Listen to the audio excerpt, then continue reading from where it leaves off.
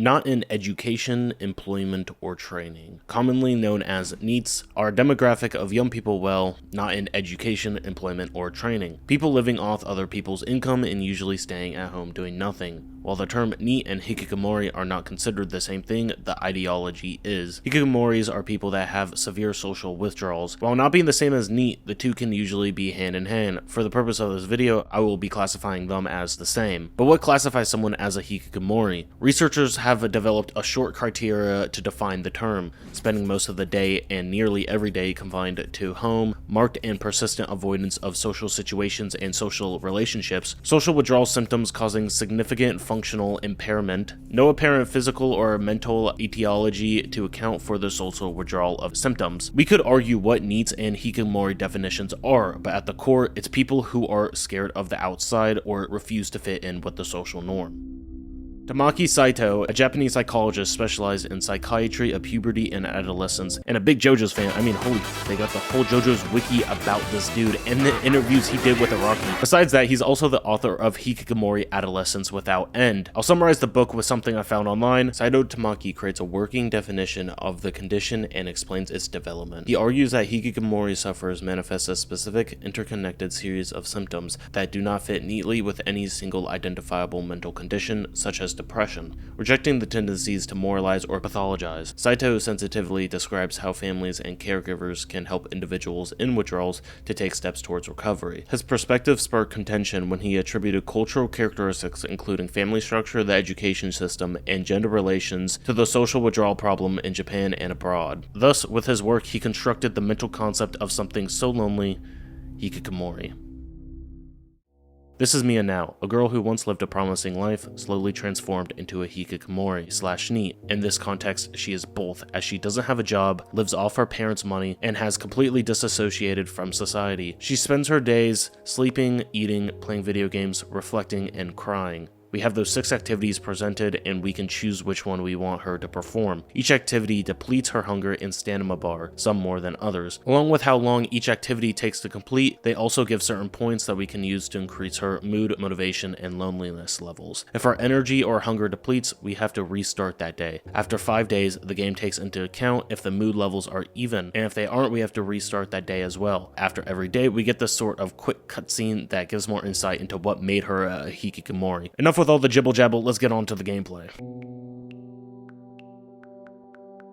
Yeah, that's kind of it, I'm not gonna lie, but it gets interesting. The gameplay is within the dialogue. Mia's dialogue at this point is pessimistic. Almost all her actions give some type of depressing ass dialogue that I personally did not sign up for. In this point of the game, it's really hard to take Mia seriously. Yes, she is clearly depressed, but it is a bit repetitive. At some point, Mia simply gave up on life. She took a break once she found that she had the chance, but never got out of it. But she does know that she can't live life like this forever. She is going to change. She is going to get out of this mental block, and she'll start tomorrow. But she actually does. After every 5th day, Mia gets new actions to show her progress. The point of this game is to slowly stop her hikikomori-ness bullshit and get her a job. Great God, the 5th day has come and we get new activities, like taking a shower, reading a book, and cleaning her room, or watching Twitch. These flies and cobwebs in her room show that she has not taken a bath in a very, very long time, and the fact that we get this option on day 5 shows how long she has been without a bath herself. But that's also why we are here to fix her. I also want to point out that her watching a live stream on Twitch improves her loneliness, whatever that's supposed to mean. They don't want to fuck you! Her new social outlet has become interacting with streamers, but Mia's pessimistic viewpoint about herself and the room around her has calmed down quite a bit. She becomes happy and almost excited to continue the advancements she has made. Even if she's reluctant or lazy to, she still ends up pushing herself. Things like taking a bath has reminded her of how far gone into the rabbit hole she is. Something so simple has taken lots of energy and willpower to go through with. Reading is another. She kept telling herself that she'll do it tomorrow, procrastinating, and never ended up actually doing it. Hikikomoris often give themselves these roadblocks that they set themselves. By creating these roadblocks, they don't have the willpower to break them, usually digging themselves deeper in the hole that they created. The rabbit hole seems to get deeper and deeper, and in Mia's case, the days consisted of crying and video games. She stopped trying new things because she had given up on them after a few days. But through a sudden realization, she can't stay like this forever. She starts implementing tasks into her life that should be normal to everyone but foreign to her. The actions started slowly improving throughout the days. Venting before was a cry for help, but now she's scared that these improvements aren't going to actually help her, which is a sign that she genuinely wants to change.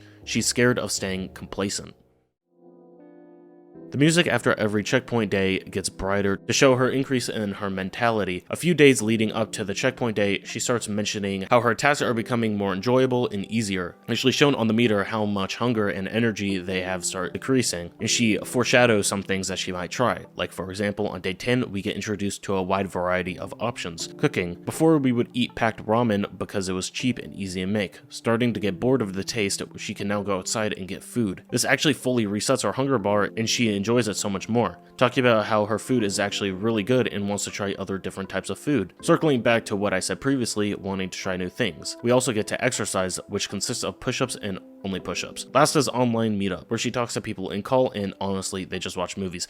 But it is with small-time streamers that she has been watching. So this is huge. She's become more parasocial and has friends now, which is something she lost. Transition. She starts to discuss how growing up she had lots of friends, no social anxiety, depression, etc. At the start of the break, she would still talk to her friends, while the friends started raising in the ranks of society, getting a job, getting a partner, being fully independent. She was still doing nothing with her life. Being around them would make her feel worthless. They started eating at her until it became a point where she had to distance herself away from them, as the social pressure and anxiety started affecting her. The pressure to conform, get a career, go to school, get a partner, not rely on relatives. She took bunker in her home and slowly lost all her friends because she was scared of being around them. New checkmark day, new activities to accomplish. This time we only get 2, meet up with friends. Throughout the past couple of days, Mia has been opening up about her friends and how lonely she is. She has not really had any human interaction for a while besides going to the store. She's felt lonely and wants people to come to her aid and help her. But in reality, that's not how it works. Mia now has the option to meet up with her friends. Don't know if these are old friends she's just talking to again, or it could be new friends that she met online. The other is studying, which is required for progression. Unlike the others that give us more insight into what she's thinking, we have to do this at least 3 times. The purpose is to stop relying on family as much. As we know of right now, her family is very supportive of her, or at least they were. Mia wasn't a child that was obviously a disappointment. She had lots of friends, did well in school, was a good person, so they were very supportive of her taking a break and wanted her to take as long as she needed. But things don't really go as planned, and she stayed inside longer than anyone, including herself, thought. Mia's parents started slowly getting worried about her condition and tried checking up with her. Seeing how shit went with her friends, it's obvious what happened to Mia. She still occasionally talks to them, but every time she would get an outside look into what her life is and lash out on her parents. But even still, she wants to make them proud of her again. To her, the way she reintroduces herself to society is by getting a But first she has to study. Studying is something that she doesn't really want to do, but continues on this anyways. Over the period of days, it starts to get easier. Actually, after 3 times, the task is blocked off and we're not able to do it anymore, to focus on other parts, like for example, meeting up with friends. Before that, I want to bring our attention back to the reflect option. This is not something I took seriously, but is probably the most important action in the game. I mean, it gives us an understanding of how far Mia's thoughts have come. The dialogue alone shows that Mia is going to have days where she doesn't want to do anything. Even if she's fully out of her neat mode, she's still going to have things she doesn't want to do. But now she recognizes that even when she's feeling like that, stuff has to be done. I think this relates to a lot of people that are either stuck at home or lazy. That's why I think this game is so good, because it's relatable. It gives you almost some motivation that if this made-up video game character could do it, everyone can. Anyways, she hangs out with friends. She honestly handles this much better than I thought she would. She has some sort of panic attack at first. The second time it got even better. She admits that she's more calm and happy and that she's able to push herself to this point. If she's not, she would have been stuck at home alone again. I don't know if you noticed this as well, but as Mia's progression, we haven't been playing as many video games as usual. And Mia also admits to herself, with the progression of actions, there are other actions that benefit her way more and keep up her emotion levels. Plus, they are way more interesting. It's almost like the developer made it this way. The final day, day 22. Over a short period of time, Mia has transformed her life on the ways that have seemed minuscule to the outside perspective. But after being with Mia for these 22 days, we understand how far she has come and how much this means to her. Being able to go outside and talk to friends, stop playing as many video games, and doing chores around the house. Taking a bath, I guess, is also an improvement. I mean, listen to the music at this point in the game. Before it was very dim and depressing, but now it's motivational. Like the character is about to cross the finish line and accomplish something that only they find important. The point is, trying to get out of the hikikomori lifestyle is different depending on the person. This game is not an accurate description on the steps to do to get out of this depression, but shows a story of how a fictional character was able to improve upon their life and common struggles that a hikikomori might face. Upon the final day, we get to take on job interviews and have sleepovers at friends' houses. The interview did not go well at first. She's scared and doesn't understand the questions thrown at her, but gradually gets better at taking these interviews, seeing similar patterns in how they are supposed to flow and becoming more confident in her ability to present herself. Sleeping over at a friend's house was similar to how she acted during the hangout, but she improves at it, becoming less scared and more comfortable. These two things are the final obstacles for Mia for good reasons. Being scared of social environment as hanging out with friends and taking on interviews to become readjusted to society. Her thoughts during this period of time are her showing us that she had to change. It wasn't something that she was going to do or not. She showed us her motivation that people can't live like this forever, and that is something that you have to overcome eventually. These are levels, I'd argue, of hikikomori, or a straight up trait that people just develop over time that are similar to one as a hikikomori.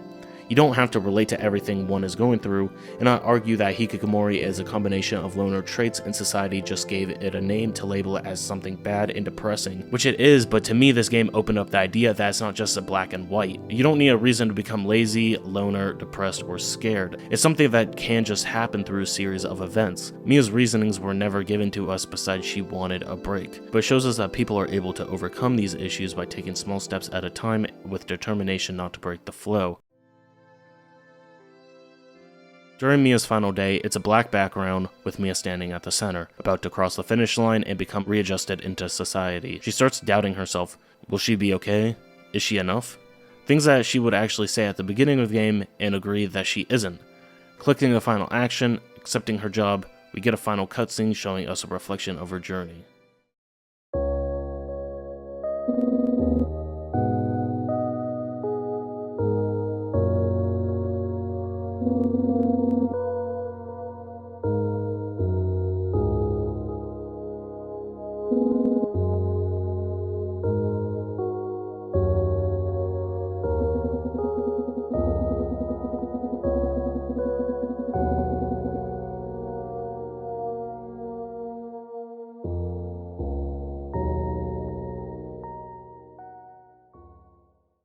The majority of hikikomori cases do not choose on their own to keep living that way just because they want to. They want more than anyone else to escape from their withdrawn situation, but they simply are not able to do so.